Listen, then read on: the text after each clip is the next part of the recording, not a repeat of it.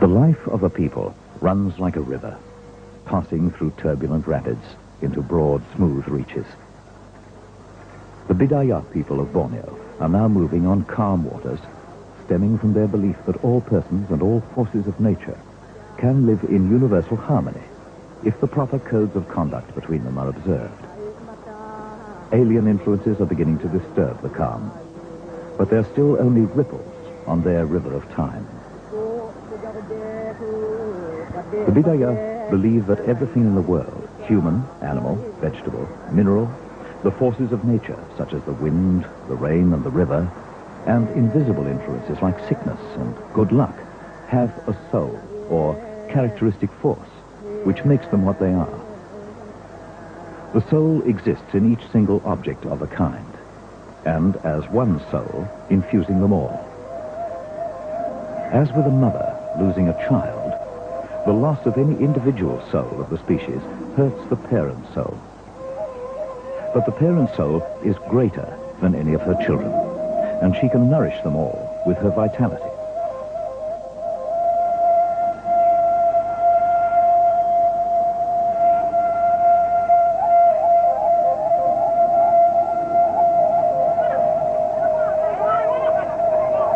The Bidayuh people build their houses together in the form of a long house, not only for physical safety, but also because of the soul strength they all gain from being part of a wider community. In frequent ritual activity, the people seek to influence the world of souls in their favor. Dangerous souls, like diseases, are bribed and threatened to keep away. Others, like the souls of the forest, which yield up their territory for crops, are given gifts and entertainment in compensation. And those, such as the souls of foods, on whom life depends, are not only feasted and feted, but carefully guarded. Amongst these, none is so precious as the soul of the rice.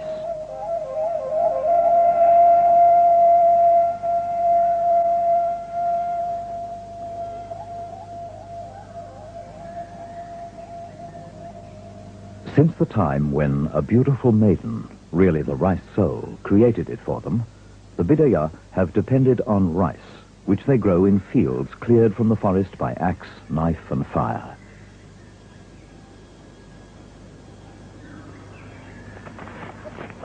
As the rice is tended throughout the year, honors are paid to the forest and its spiritual overlord for their kindness to man in allowing the rice soul to blossom there for a year in place of the trees.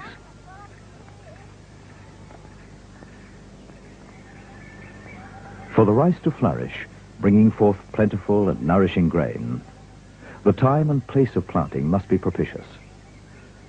As the growing season approaches, an expert, near by his advanced age to the spirit world, and long in practical experience, goes with a priest to an area chosen for its soil fertility to search for signs that the supernatural world is in tune with the designs of men.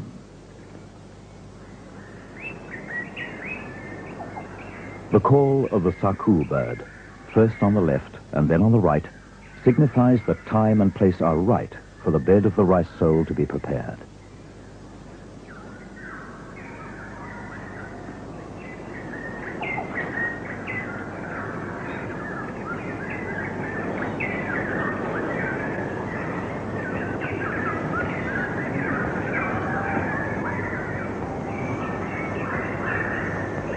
With offerings of betel nut and tobacco, permission will be sought from the great spirit Pulang Gana, who is emperor of all land and water, for the use of the land in the neighborhood. The souls of famous rice planters of the past will be called on for guidance. The souls of insects, disease, and anything else dangerous to the rice soul will be commanded to leave. Nangan kamakurnya Pak turun tijami orang bong rantau warung sedat nang panci arunga meridu tije ti ku ngangen Pak nekam mandakama nya mati pagi nunuk rantau miti ja bobo rantau miti akap ma ngebak zamannya cegya mati 4 ngare aku balik geti nebo nyiso pengawah kuti kena kembam dan ngaco mi Cegi ceku aku minta pagi ku 4 ngare mi geti lagi minta sekun tahu saya nyana wajarat ni. Manuka. To choke the calls of birds, which might sound bad omens while the rice is growing, the priest thrusts a dry leaf into the open beak. Kap ma nyuke kap menglindung kap mengembos. Manuka luang rengak lo kacak lo getep lo ngalep lo nganga luanga. After a first small clearing to claim the land, it is left for 3 days to allow time for the souls of the countryside to accommodate to the new arrangements. On the 4th morning, the main clearing will begin.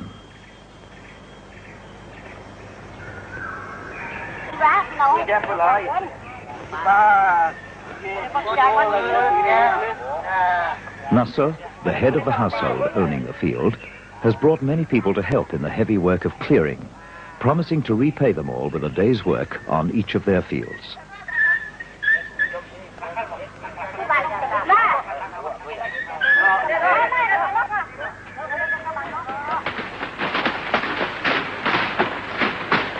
The longest task is clearing away the tangle of undergrowth on the forest floor. Although men may help also, much of this work is carried out by women.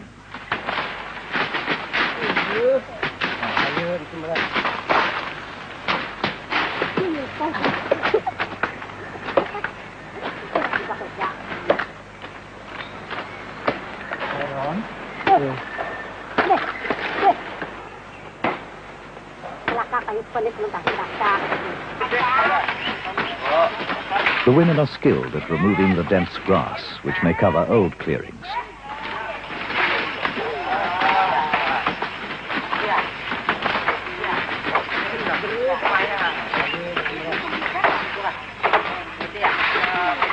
The forest provides not only fields for rice cultivation, but also its own wild and delicious foods. While their parents work at clearing, Linki and her friend gather Tapu fern.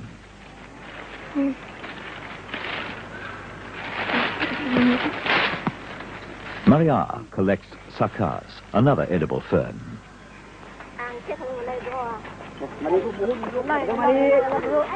The work ends in mid-afternoon because it is 90 minutes walk back to the village, or longer with the loads of firewood.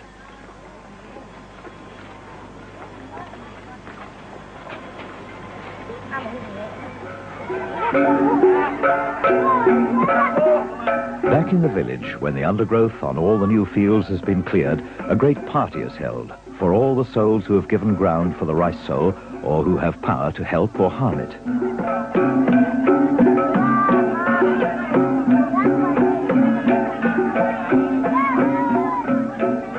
There are pigs for the great spirits and many smaller offerings for the others.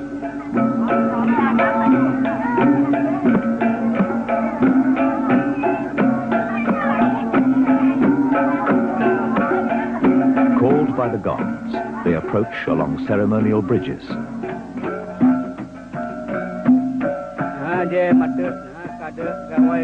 Rase, the chief priest, welcomes the spiritual guests. Souls of our ancient customs, souls of our skilled forebears, guide us in our planting.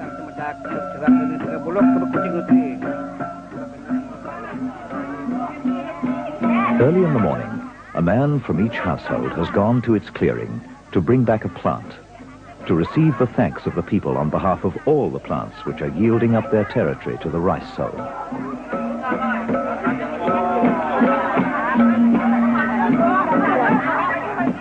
Drink, dance, and festival food welcome the plants, their carriers, and the invisible troop of wild jungle souls who have followed them back.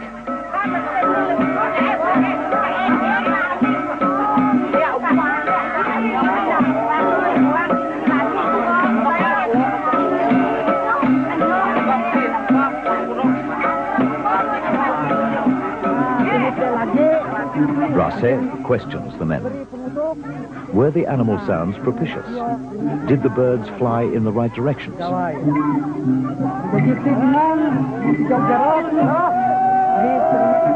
Their answers tell him that today is a wonderful day, with all the world in balance.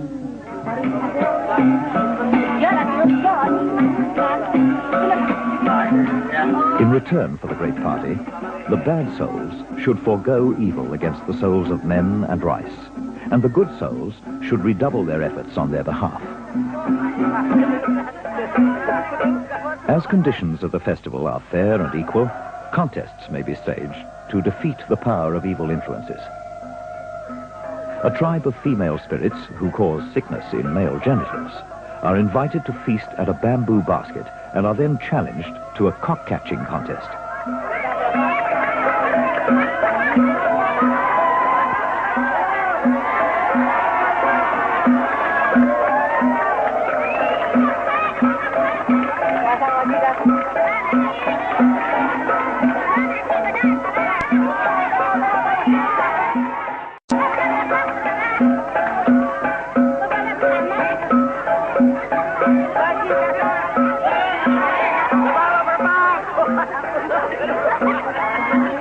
Because the women drop the cock most in 7 throws, the souls of the bad female spirits are humbled.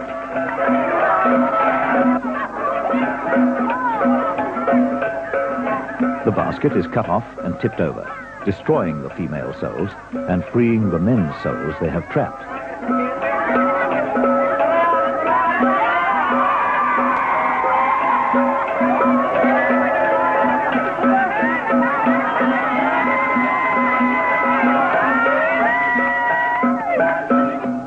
Priestesses, seated on the back of a hornbill bird, swing away to a sacred mountain to fetch their special gods to bless the new territory of the rice soul.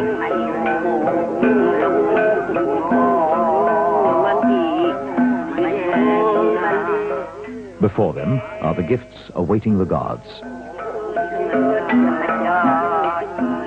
The marks on foreheads and cheeks are their passports to the divine mountain.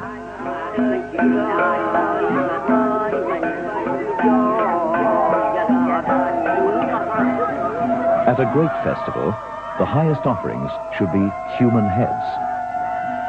The head-hunting party returns.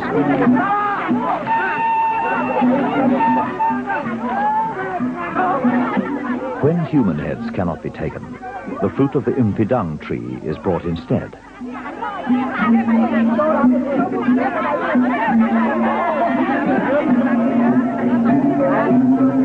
The heads are received by the people of the village with gleeful respect, suiting their importance as carriers of the souls of other communities.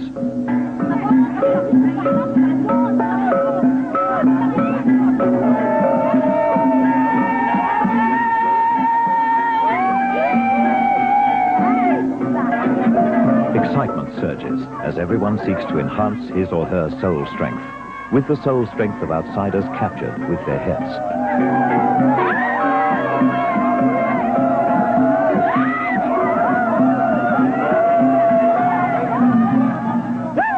The rice soul must not be deceived, however, by fake honors. When the play is over, the false heads are chopped up.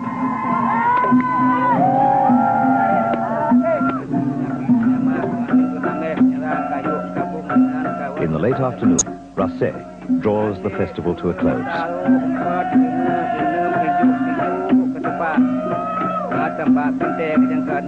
Dancing with offerings of wine, fish and pork, he invokes the ancestral spirits to fill the small crossed tubes with growth medicine for the children. The growth medicine will be mixed with blood from the sacrificed pigs and chickens, which gives protection from harm, and the mixture used to anoint the children.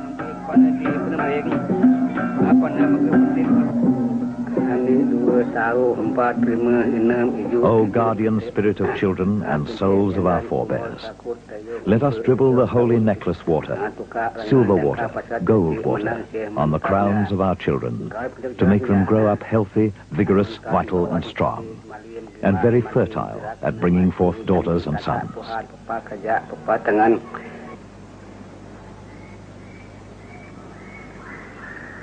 For 3 days, work in the countryside is prohibited. Then, the felling of the big trees begins.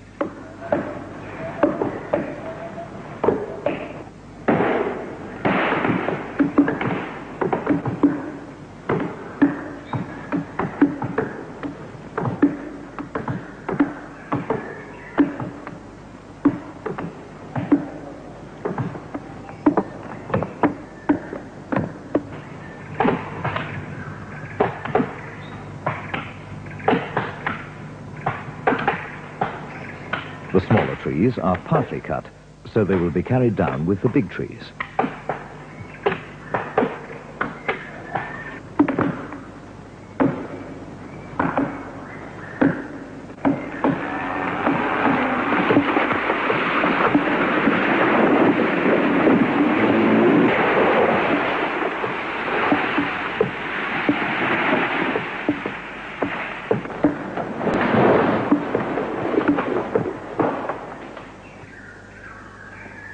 As a notice of new ownership to the souls of the countryside, a skew cross is erected in the field.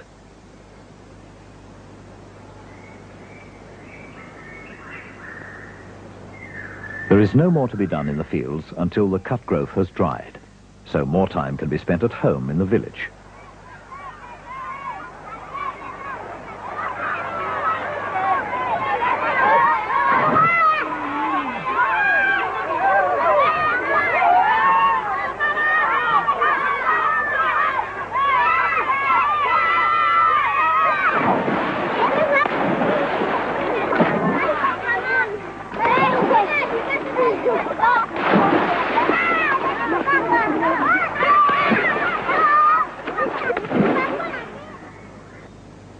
In August, the field is ready for burning.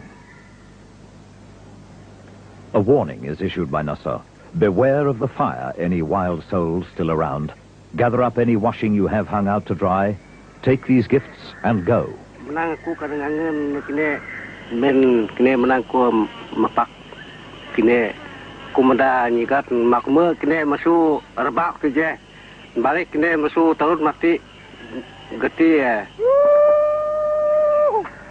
Whistling up the wind to fan the flames, Geragam sets the field alight.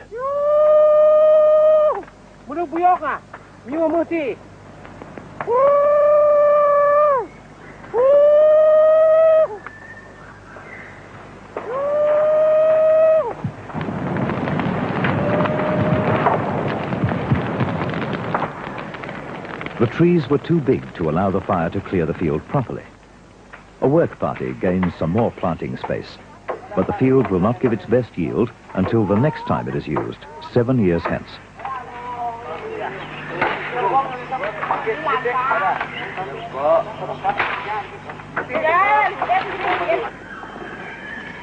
The rice seed has been carried to the field before dawn to avoid the bad omen calls of the birds. Vegetable seeds are mixed with the rice in the small baskets which the women sowers will carry.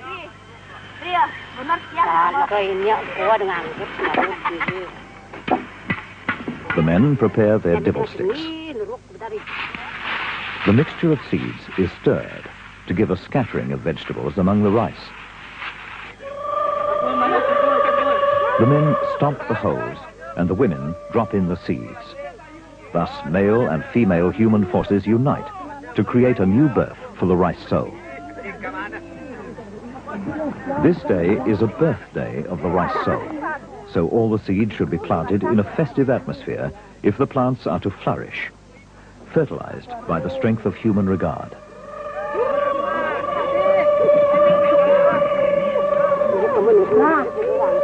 If the planting cannot be finished on this first day, there must be a 4-day wait before it can begin again. So in order to get it all done, Nasser and his family have gathered together a big party, promising to pay each of them back by working on their planting in turn.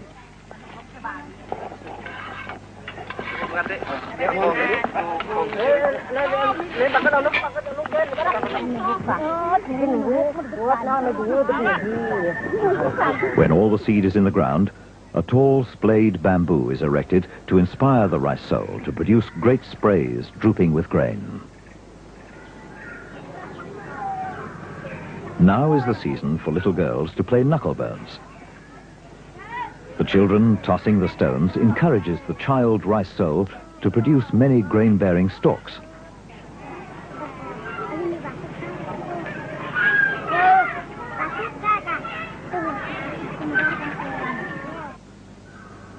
The rice is about to burst into flower. It is time for the second great festival of the year, when another big party is given for all the souls of the countryside to ensure their harmony with mankind and with the rice soul. The festival hall is built beside the river because this is the borderline between the home of the people and the domain of the wild country souls. It is a holiday for men and nature. For the 3 days of the festival and for 3 days afterwards, all work in the countryside is prohibited.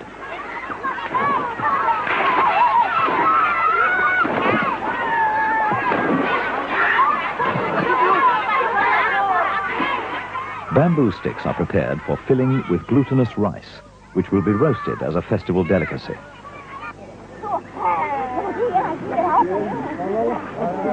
Cooked cassava root is shaped into the form of honeycombs. The combs will be hung on a sapling in fun simulation of the giant tree in which the wild bees nest.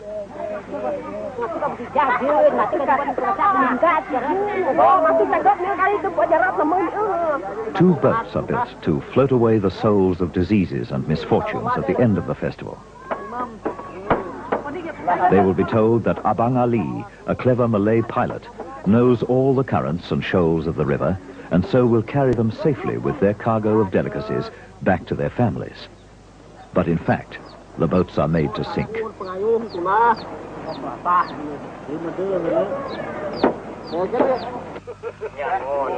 Men from each household carve 2 sets of effigies, male and female guardian souls, tied in family union onto a fence which they will defend against all evil souls. 1 set is placed outside the door of their longhouse home, and the other in the sacred central part of their field to guard the rice soul.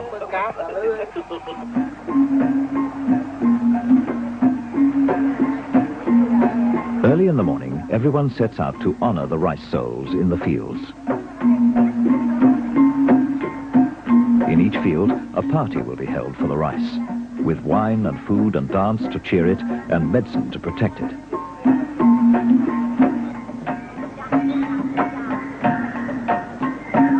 Every field will be visited before the day ends, and the rice souls will be led back by the drums and gongs to attend the larger celebration in the village.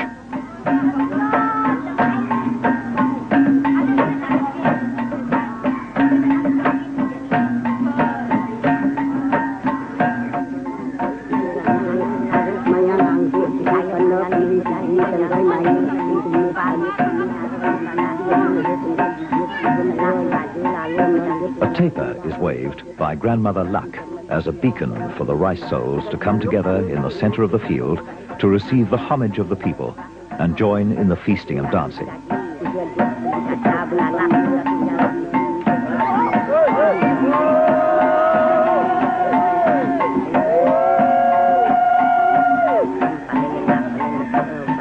Grandmother Lubang commands the effigies to stand firm, defending the field like a mountain fortress against all threats to the rice soul.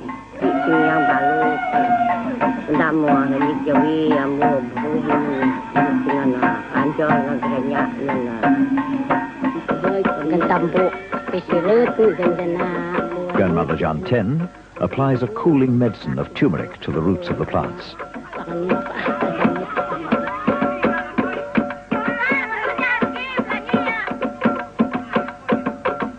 Led by the priestess, who can sing in the language of souls, maidens, dressed like the rice soul when she first appeared long ago, dance in full flower around the rice, inducing it to burst forth into blossom.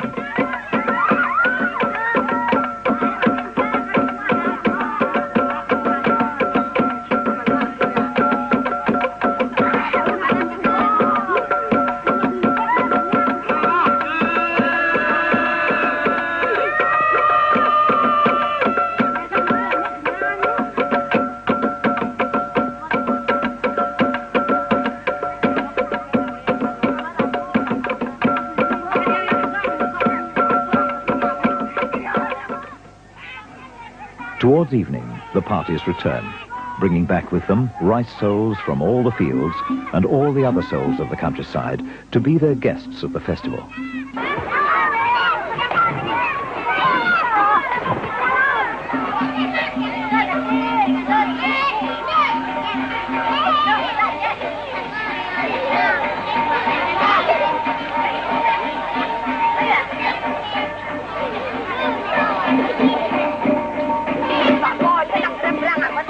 Food and strong rice wine greet the arrival of the parties from the fields.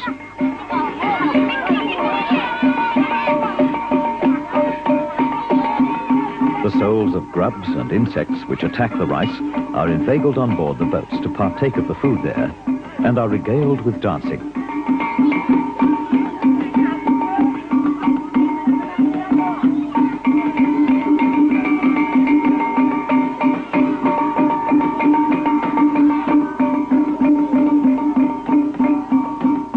The soul of the white hen passed around the dancers can fly away souls of diseases to other places far away.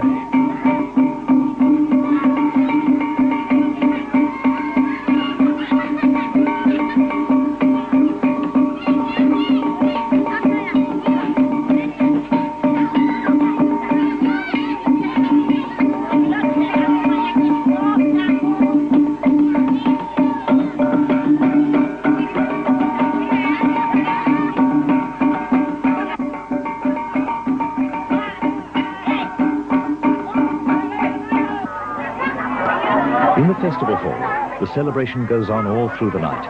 The villagers, their kinsfolk, their guests from outside, the friendly souls, and all the wild souls from the countryside joining in the great party.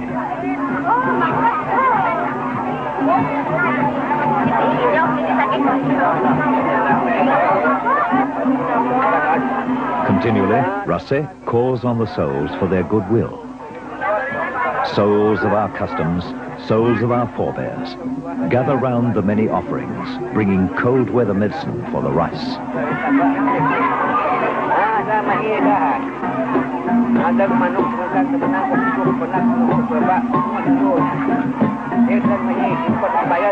Proffered food must not be refused, because the refusal may cause sickness to the giver.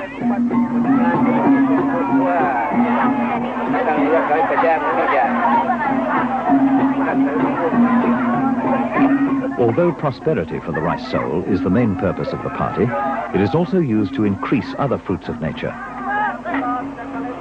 The huge tapang trees in the jungle, the nesting places of wild bees, will yield more honey because of the honor given to them of a place at the festival, and the productive force their souls catch from the vitality of maidenhood, full of fun, climbing into their branches.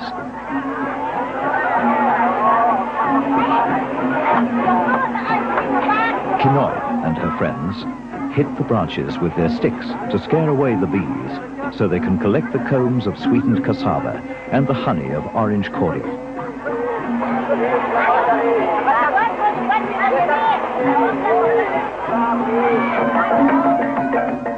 The sickness caught by men from bad women's spirits is snared in the sticky sap of a banana trunk. The men try to throw away the trunk while the women seek to stop them, tickling them and trying to drag them back.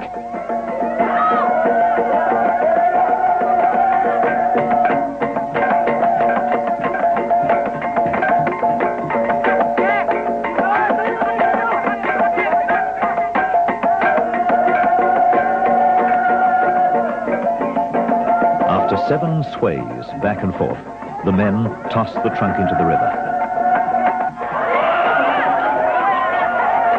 To give strength to the soul of wild pigs to produce more for the hunt, a play hunt is staged, with the children acting as pigs. As they try to escape from the closing circle of hunters with their nets, the pigs are clubbed, bound, and carried away.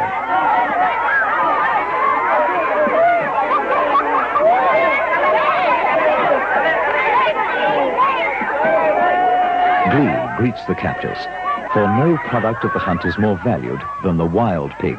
So far does the wild pig outclass the village pig in flavor.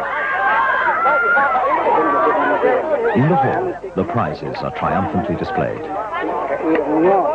Sadi appeals to the soul of wild pigs and to their overlord, Pulangana, to reciprocate the honors being paid to them with success in future hunts. To show the high esteem in which they are held, the pigs are decorated with precious cloths and silver. Up on the longhouse, a procession of priestesses purges all the rooms. They drive out souls of sickness, bad luck, and all other malicious influences.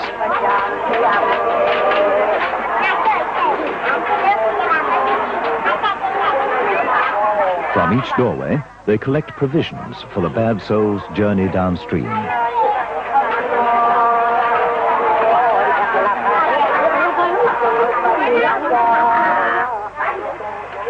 Come down to the boats with us, you thieves of the souls of pigs, fish, and fruit. You souls of our children's sickness, you gossiping souls. Lead your blind and carry your cripples. The feast is on the boats. The souls are herded aboard the boats. They are charmed with dancing as they eat their feast. Delicacies are given to the large effigies who will prevent any souls trying to leave the boats. In the late afternoon, the souls of sickness, bad luck, thievery, gossip, and all their mischievous band are sent on their cruise, destined soon to sink beneath the flood.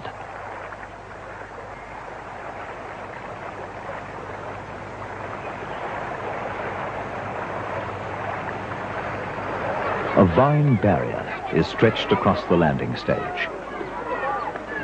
On the platform are offerings to the omen birds, so that they will, in return, sound only good fortune.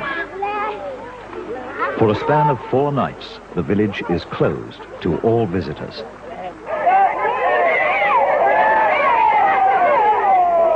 The spinning of tops now comes into season. Spun by the strong, growing boys, they will charm the souls of the flowering rice plants to form multitudes of large, rounded grains. When the rice is ripe for harvest, honors are paid to the rice soul to make the grain multiply. Prabu, nak blisek, nak melamai biras, no, Prabu nak kene, Prabu isa pegak, tok dak nak kene, Prabu, nyebut tanah, peterut nam, bukutok, pusambuk, pulangut. Enjoy the offerings. Make each spray of rice become one reaping basketful, and each head of grain one big carrying basketful.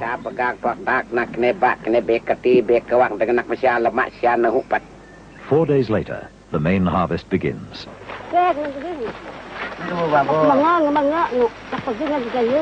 Unripened heads of grain will be left till later, but as much as possible should be gathered on this first festive day.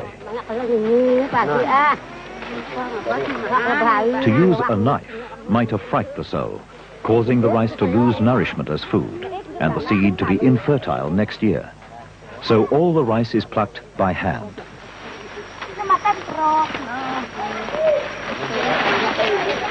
For months, the leaves of cucumber plants sown with the rice have been used as a vegetable. Now Nasa collects the last of the ripened fruit.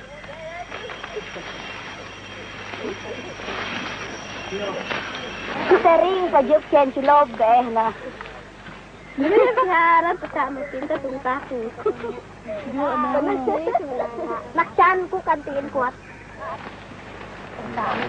The spectacle of a large harvest is a communion of joy between the rice soul and the people.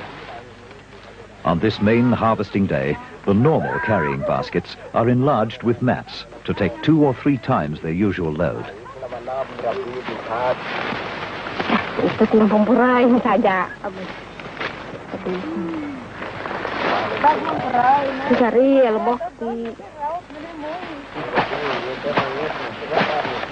The rice is stopped to get in as much as possible.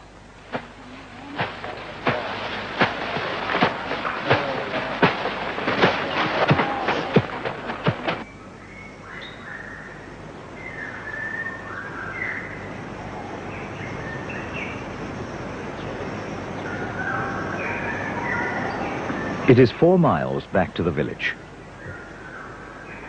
The enlarged baskets may weigh up to 150 pounds. It is a feat of strength for the young men to carry them so far. The girls, too, compete to show their strength, some carrying only slightly lighter baskets.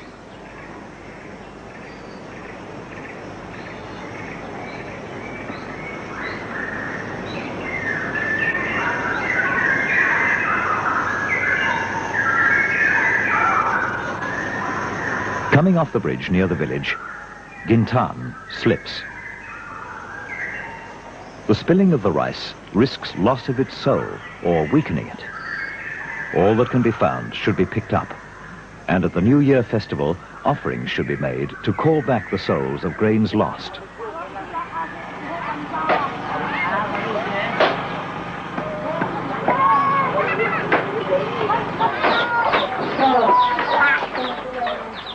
When they arrive in the village with their loads, the task of the reapers is not over. After refreshment provided by the field's owner, the threshing begins on the longhouse veranda. Supporting one another, or holding on to a rattan vine, the men do all the threshing with their feet, because to separate the grain by beating the rice would be to shock and offend the rice soul. The harvest is large, but the threshing of it should all be finished before the workers rest. To let some of the harvest lie neglected till another day would be an offence to the rice soul. So the work goes on almost till dawn. The women tease off the few grains not separated by the feet. The rice is sieved to clear it of broken pieces of stalk, building up a great pile of grain which will nourish the household and provide for its festivals throughout the coming year. To show appreciation to the rice soul of the nutritive delights it provides, a special breakfast is held shortly after the harvest. For this breakfast, Isa and her friends husk the first of the new rice.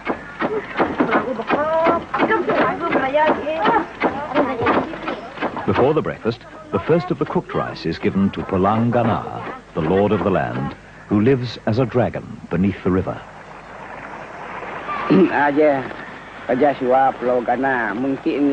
The landing and bathing place is fed with some of the rice to nourish its soul, so that it can give safety to all who land or bathe there. The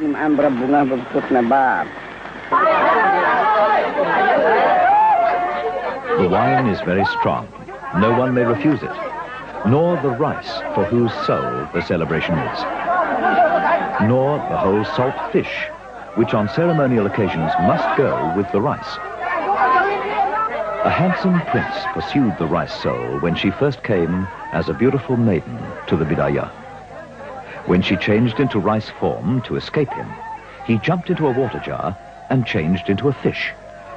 The people cooked them both, and when the prince met the rice soul in their stomachs, he exclaimed, "Now I have you as my wife forever." The breakfast is a wedding anniversary for the rice soul, celebrated within the bodies of all the men, women and children.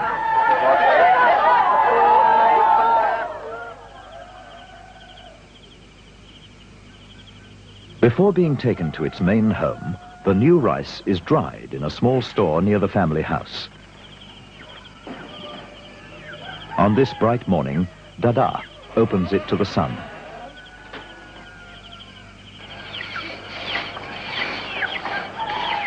She rakes over the rice, turning new grains to the sun.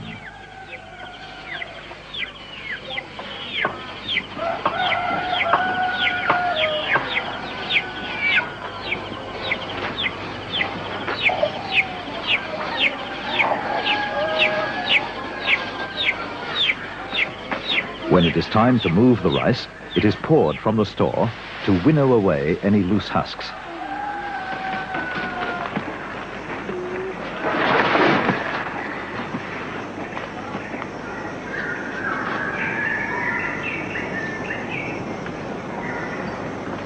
In a replica of the human community, the main rice stores are in a grouping of their own, just outside the village and nearer to the countryside, where the rice souls can enjoy the company of their own kind. Each store is a private home for the rice souls.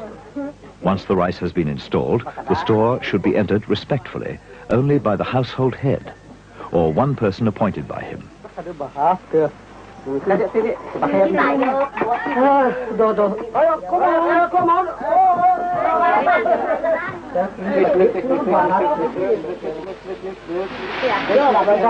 When the rice is all in the big bark bins, Grandfather Magoon perfumes it with shredded lemon leaves. Be of good cheer, rice souls in my store. Stay happily here forever.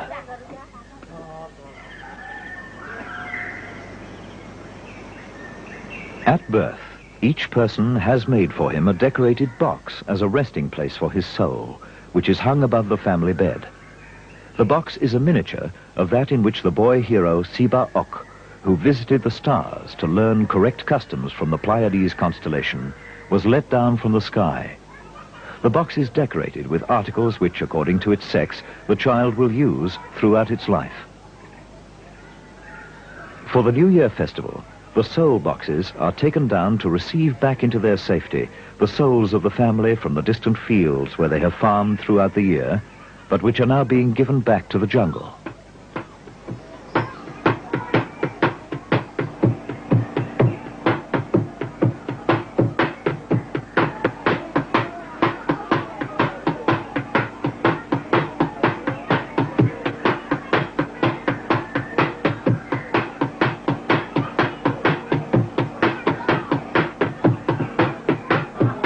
Beneath the soul boxes, now hanging in honor on the long house veranda, the family are gathered with all their friends.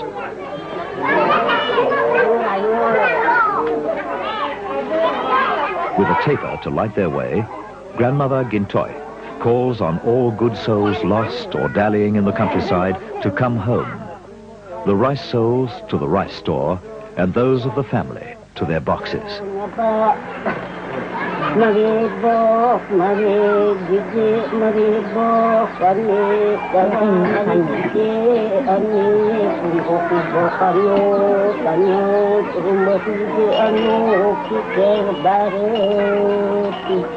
Many festival dishes await the souls. Dunar, the head of this household, has been feeling sick, and Grandmother Gintoy has seen that a soul has strayed from his body, leaving an opening for sickness to enter. So that his soul may be restored, she drags the sickness into a bowl.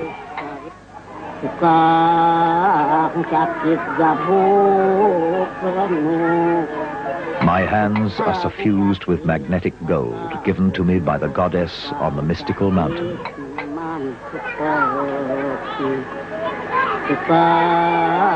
The sickness appears as a fine white powder.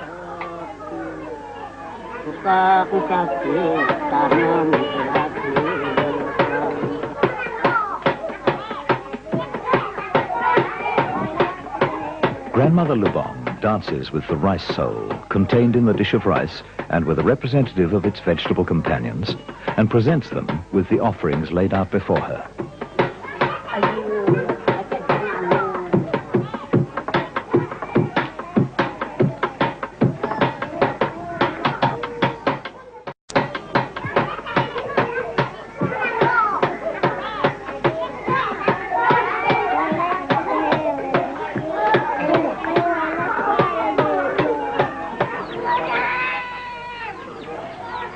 Throughout the festival, a bud of the betel nut palm has lain amongst the offerings to record the response of the spirit world. Grandmother Gintoy opens it. The flower comes away freely from the bud case, and the stems stretch out neatly separated from one another, betokening an untroubled future for the household.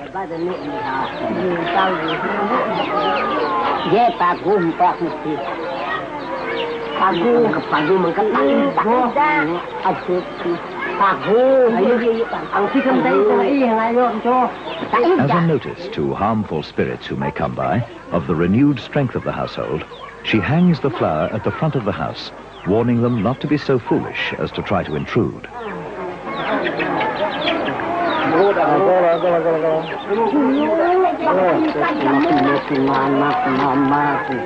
The sound of the snail shells is to the souls like the call of a mother to her children.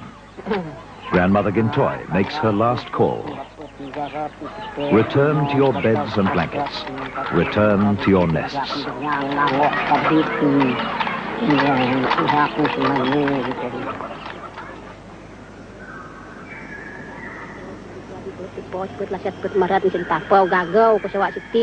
Out in the field, where they have farmed throughout the year, the wife of Naso gives thanks to Pulangana and the souls of the countryside for the use of the land.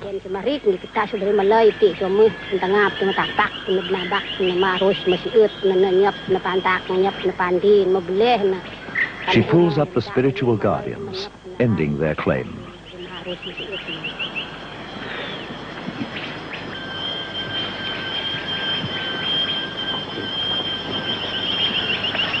As she splits the bamboo upright of the cross, Nasser pulls up the magical plants he grows each year in the center of his field to dry their leaves for medicine. At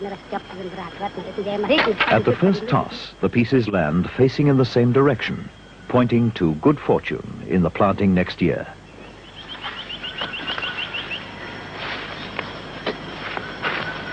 As they move out of the field, she makes the final call. The field is no longer ours. Come back with me, soul of my husband, souls of my children. Come home now. Come away from the thunderstorms. With the souls of all the people safely back home, now comes the last gathering in of the rice souls to ensure the nutritious quality of the stored grain and infuse fertility into the seed for next season. At the junction of the tracks into the village, the dancers draw in the last of the souls left in the countryside.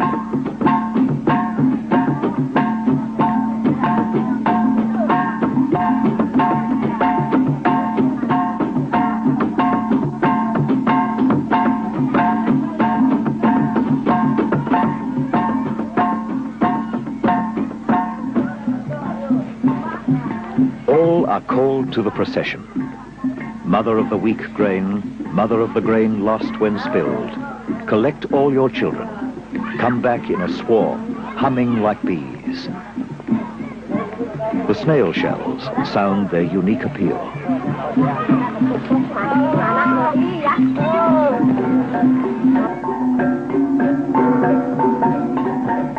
On the veranda, the rice souls and the souls of their vegetable companions are received with wine and...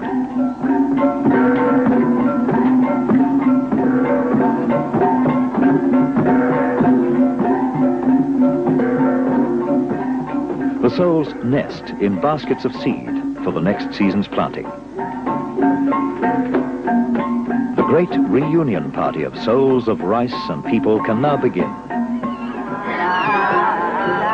Rice souls stay happily in your homes, sleeping well and taking cooling baths. There are offerings as well to all the other souls whose goodwill is sought. For Pulangana, there is a pig 8 measures in length.